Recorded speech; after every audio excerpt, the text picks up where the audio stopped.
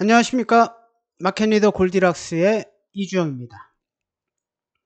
자, 8월 들어서 시장의 변동성이 좀 줄어들었지만 여전히 이제 급등락하면서 상승과 하락이 반복되고 있는 시장이고요.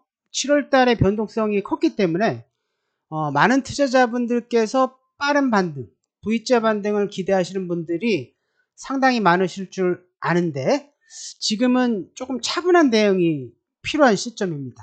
왜 그런지는 신용잔고를 기준으로 해서 제가 좀 자세히 설명을 좀 드리도록 하겠고, 특히 이제 외국계 증권사 보고서를 보시게 되면 펀드멘탈적인 부분들을 문제시하는 증권사는 거의 대부분 없습니다. 지금의 이제 조정은 수급적 이슈 또는 이제 디레버리징 과정이 이루어지는 과정 속에서 시간이 좀 필요한 상황이기 때문에 오늘 이 메커니즘을 이해하셔야지만이 시장의 반등 타이밍을 잡아낼 수 있다, 이렇게 말씀 좀 드리도록 하겠고요. 자, 이제 증시 신용잔고를 한번 보시게 되면 2026년도 까지만 하더라도 한 27조였다가 올 6월 달에 한 38조까지, 그죠? 12조 정도 역대급으로 늘어났다가 급격하게 이제 청산이 되는 과정이 나와주었는데, 자, 요거를 이제 국내 증시 디레버리징 사이클로 보시면 됩니다. 요게 이제 어떻게 진행되는지 자세히 설명을 좀 드려볼게요. 자, 핵심은 요번 이제 한 38.6조가 사상 최대였고, 또 워낙 이제 신용잔고가 많았기 때문에 급격한 청산이 이루어졌다. 대략적으로 6주 만에 11.2조 청산 규모가 거의 이제 30% 가깝게 급감했기 때문에 사실 이제 개인들의 손해가 이제 엄청났던 그런 조정 과정이 진행되고 있는 상황인데요. 자, 과거에 이제 신용잔고 10년 추이를 분석을 해보면 2016년부터 이제 2019년도까지는 대략적으로 한 10조 정도의 신용잔고를 유지하다가 2019년도에 코로나 터지고 그 다음에 이제 2020년도에 금리 인하 사이클과 맞물려서 막대한 유동성이 시장에 들어오기 시작했고 신용장가가 늘어나면서 시장 폭등, 2021년도 고점 찍고 신용잔고가 줄어들면서 디레버리징 과정이 좀 진행이 됐고, 디레버리징이 완료가 되고 나서 또는 이제 2023년도에 금리 고점 찍고 나서 2024년도부터 금리 인하 사이클로 좀 접어들었고 신용잔고가 좀 늘어나면서 완만한 주가 상승, 그리고 2026년도에 신용잔고가 38.6조까지 사상 최대치로 좀 늘어나면서 이제 디레버리징 과정이 급격하게 이루어졌는데, 지금 이제 보시는 바와 같이 엄청난 규모가 아닐 수가 없습니다. 신용잔고 사이클 메커니즘을 좀 설명을 좀 드리면, 유동성이 처음에 이제 증가하기 시작하고, 그 다음에 이제 신용이 증가하고, 거래대금이 증가하고, 주가가 상승하고, 과열된 과정에서 주가가 하락하기 시작하고, 반대 매매가 나오고, 또 반대 매매가 주가 하락을 부추기면서 추가적인 급락, 그러면서 이 계좌잔고, 개인들의 계좌잔고가 줄어드는 디레버리징 과정이 계속 진행되는 것인데, 지금 이제 코스닥에서는 5월달부터, 그리고 코스피는 7월달 급격한 디레버리징이 좀 진행이 됐다라고 좀 보시면 됩니다. 자, 신용잔고 증감과 외국인의 수급 매트릭스. 사실 이제 이게 굉장히 중요해요. 이게 큰 그림을 보는 데는 이런 메커니즘을 이해하고 있는 게 상당히 중요한데요. 지금 보시면 신용잔고가 증가하고 외국인들이 매수하는 상승 초입 같은 경우에는 강한 상승세가 나오는 거죠.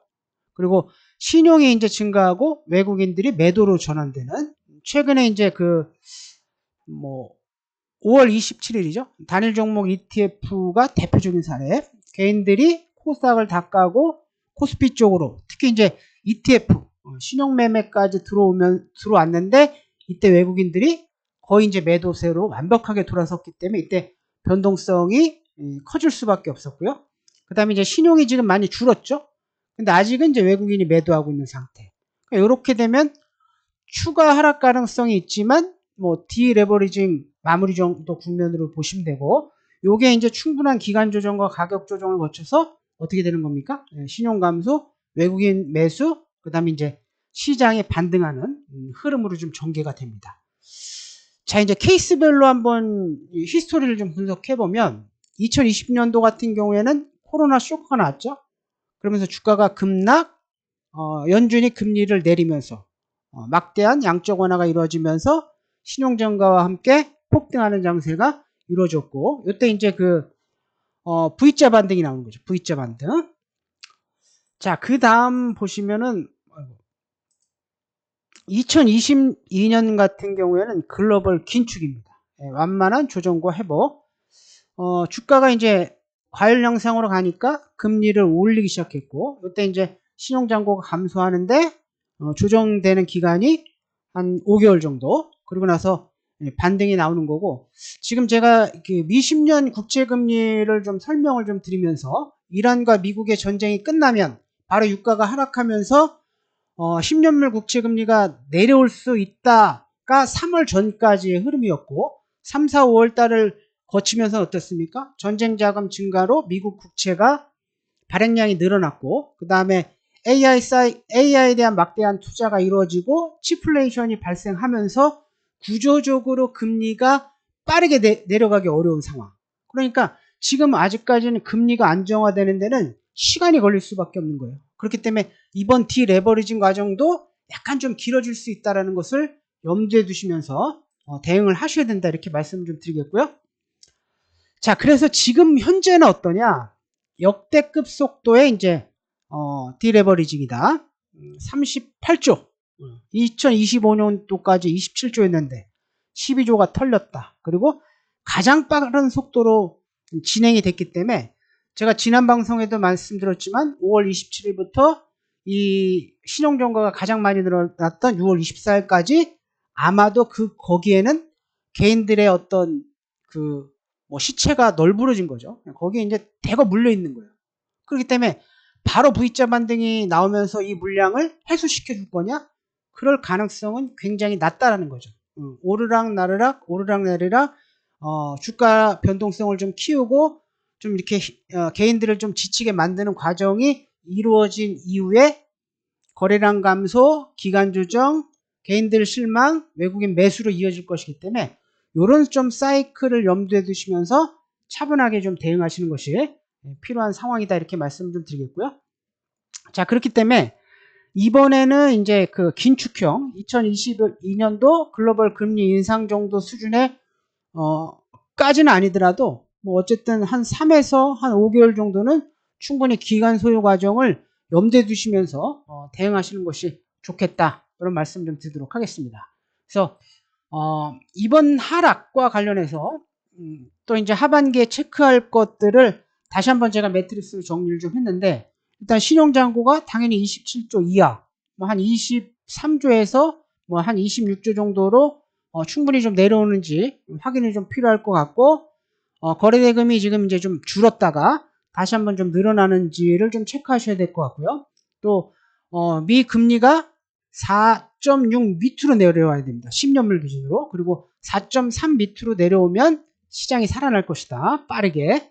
그리고 이제 외국인 수급 들어오는지 확인하셔야 되고, 특히 이제 삼성전자하고 SK하이닉스는 주주하는 정책이 나와줘야만이 외국인이 좀 들어올 가능성이 있다, 이렇게 보시고, 또 AI 투자 같은 경우에도 지금은 AI에 대한 수요 자체는 의심하진 않는데, 어쨌든 이제 부채가 많이 나와줬기 때문에 좀 증가폭은 좀 제한적일 수 있다. 그렇기 때문에 AI 산업이 학습에서 추론에서 에이전트에서 피지컬 AI로 넘어가는 과정에서 수요가 얼마나 빠르게 회복되는지를 체크하면서 들어오는 과정이 진행될 것이기 때문에 이런 시간이 좀 완만하게 이루어질 가능성이 있다, 이렇게 좀 보시고요. 그리고 또 이번에 있죠, 하락 자체가 실적에 문제가 있는 것은 아닙니다. 수급적인 요인에 의한 것이기 때문에 충분히 기간 조정, 가격 조정, 대략적으로 한 3에서 5개월 정도의 조정을 거친다라고 한다면 여전히 국내 기업의 펀드멘탈이 매력적이기 때문에 금리만 좀 정상화된다라고 가정했을 때는 2차 레벨업을 충분히 좀 기대할 수 있다. 이렇게 좀 말씀을 좀 드리겠고요.